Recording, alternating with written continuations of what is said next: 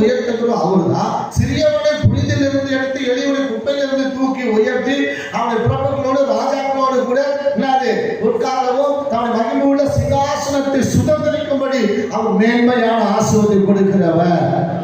ஏன்னா அவர் சின்னவன் ஆயிரமும் சிறியவன் பலத்த ஜாதியாக்கி அவன் ஏற்ற காலத்துல என்ன செய்கிறார்? அவன் உயர்த்துகிறவனாக இருக்கிறார்.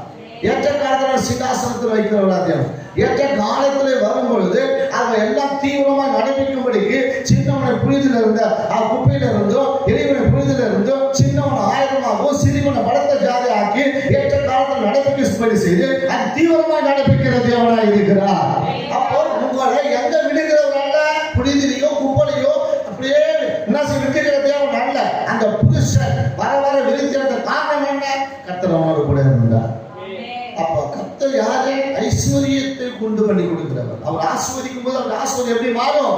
ஐஸ்வர்யமாய் மாறும். அதுதான் சங்கீதம் 112 1-3 வரை வாசிக்கின்ற பொழுது அல்லேலூயா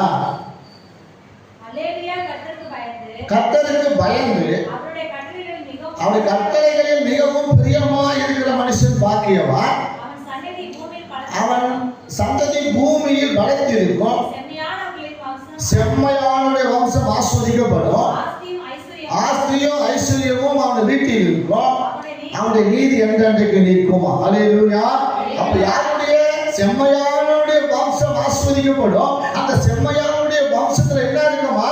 ஆஸ்திரியும் ஐஸ்வர்யமும் அவன் வீட்டில் என்ன இருக்கும்? என்றென்றைக்கு என்ன செய்யும்? உண்டாப்படி செய்வார். அது நீதியா என்றென்றைக்கு நிற்கும். கர்த்தர் எந்த சந்ததியை ஆஸ்வதிக்கிறார்? அல்லேலூயா. செம்மையானவர்கள், செம்மையானுடைய வம்சம், செம்மையானவர்களை கர்த்தர் ஆஸ்வதித்து அவர் உயர்ந்த காரணம் என்ன? கர்த்தருக்கு பயந்து அப்படியே கட்டளைகளை மிகவும் பிரியமாக இருக்கிற மனுஷனா இருக்கும் பொழுது அவன் சந்ததி பூமியில பலத்து இருக்கும். அவன் பாக்கியவனாய் பாக்கியவதியாக கர்த்தரை மாற்றுவார். கர்த்தர் அவனை ஆஸ்வதிப்பார். செம்மையானுடைய வம்சம் ஆஸ்வதிக்கப்படும். அவன் வீட்டில் ஆஸ்தியும் ஐஸ்வர்யமும் அவன் வீட்டில் என்றென்றைக்கு என்ன செய்வது? நிற்கும்படி கர்த்தர் செய்வார். அப்ப ஒரு மனுஷனை கர்த்தர் ஆஸ்வதிக்கும் பொழுது எப்படி ஆஸ்வதிக்கிறவர்? செம்மையானவர்.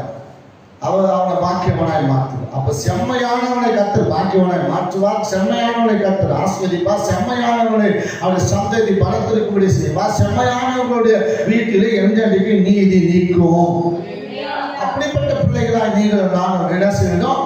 மாறணும். அதுக்கு மாறணும்னா என்ன செய்ய வேண்டும்? நீதிமொழிகள் 8வது அதிகாரம் 17-18 வாசிக்கின்ற பொழுது என்னை சிநேகிக்கிறவர்களை நான் சிநேகிக்கிறேன், அதிகாலை என்னை தேடுகிறவர்கள் என்னை கண்டறிவார்கள். ஐஸ்வர்யமும்